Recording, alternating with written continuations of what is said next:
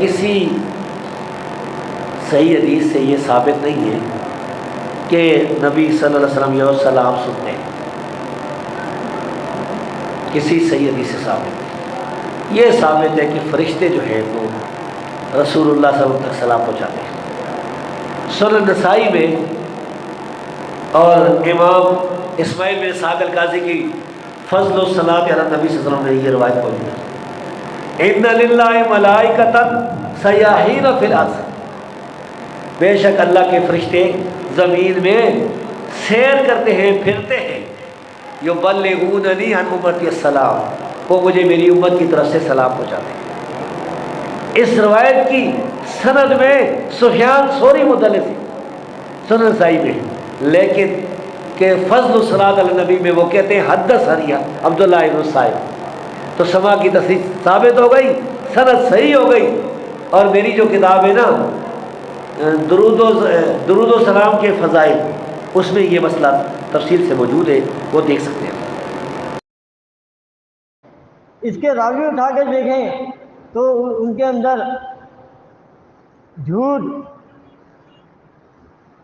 جھوٹی روایت بیان کرنے والے، کذاب راوی، منکر روایت بیان کرنے والے، متروک اور زادان جیسے شیعہ موجود ہے۔ یہ وہی زادان راوی ہے جس کی اکیلے کی روایت ہے، ایک ہی روایت ہے کہ قبر میں اس جسم کے اندر روح لوٹائی جاتی ہے۔ پورے سرمایہ اسلام کے اندر ایک ہی روایت ہے اس کی زادان کی، اور یہی راوی جو ہے یہ شیعہ نبی پر درود و سلام پہنچانے والی بھی روایت لایا ہے۔ ابھی ہمارا یہ واتقوا اللہ آیا ہے، ہم نے اس کی ڈیٹیل بتائی ہے کہ یہ پکا شیعہ تھا،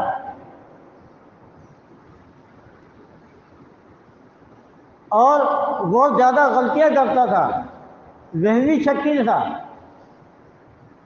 اس کے لیے کہتے ہیں جہمی چاہیے واضح چاہیے۔ ابن حبان کہتے ہیں اس کو وہم پر وہم ہوتا تھا، اور کثرت کے ساتھ غلطیاں کرتا تھا، خطائیں کرتا تھا، یعنی حدیث کے اندر غلطیاں کرتا تھا۔ اب ایسے راوی کی روایت کے اوپر قرآن و حدیث کے خلاف عقیدہ بنایا گیا کہ نبی کے اوپر درود و سلام پیش ہوتا ہے، نبی تک پہنچایا جاتا ہے، فرشتے پہنچا دیتے ہیں۔ ان للہ ملائکۃ سیاحین یبلغون من امتی السلام، کہ فرشتے گھوم رہے ہیں زمین میں اور میری امت کا پڑھا ہوا درود و سلام مجھ تک پہنچا دیتے ہیں۔ تو آپ دیکھیں یہ روایت جن کی طرف منسوب ہے، نبی کی وفات کے موقع پر وہ بھی موجود،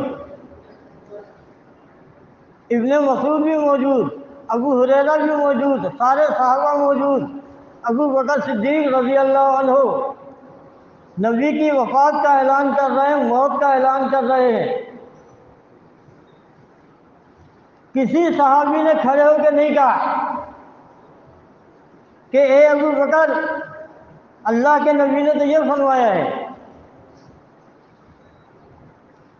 کہ زمین پر فرشتے گھوم رہے ہیں جو میری امت کا پڑا ہوا درود و سلام مجھ تک پہنچا دیتے ہیں۔ دیکھو اللہ کے نبی نے تو یہ فرمایا ہے کہ جو میری قبر پہ درود پڑھتا ہے میں سنتا ہوں، دور سے فرشتے پہنچا دیتے ہیں۔ کسی صحابی نے نہیں کہا کہ اللہ کے اے ابو بکر تمہیں غلط فہمی ہوئی ہے۔ دیکھو اللہ کے نبی کی یہ حدیث ہے کہ تم میں سے جو کوئی بھی مجھ پر سلام بھیجتا ہے تو اللہ تعالیٰ میری روح کو لوٹا دیتا ہے، میں اس کا سلام کا جواب دیتا ہوں۔ کسی ایک صحابی نے نہیں کہا، سارے صحابہ کرام وہاں جمع ہیں نبی کے وفات کے موقع پر۔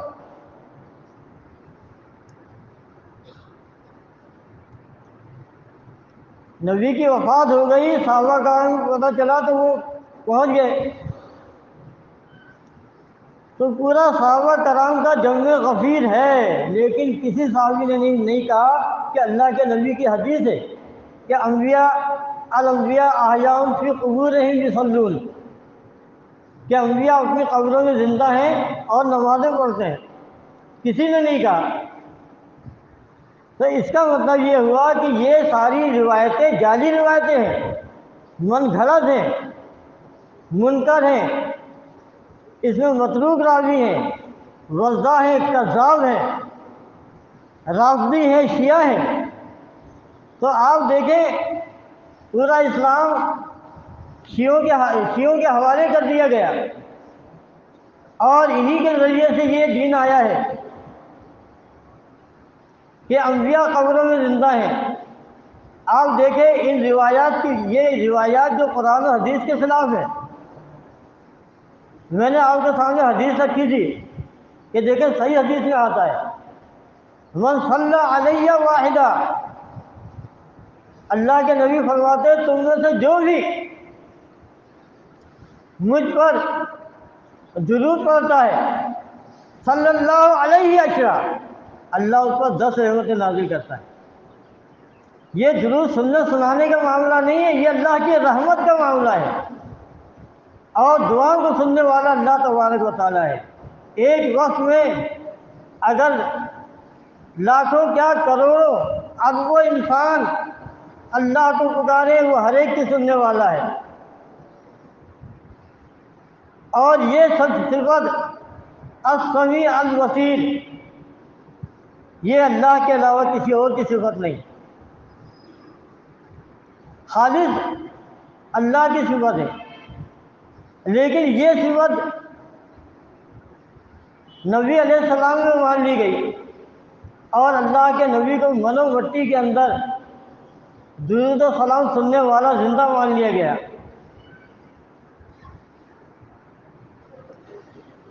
دیکھیں کتنا بڑا ظلم ہے، صحابہ میں بہتان ہے۔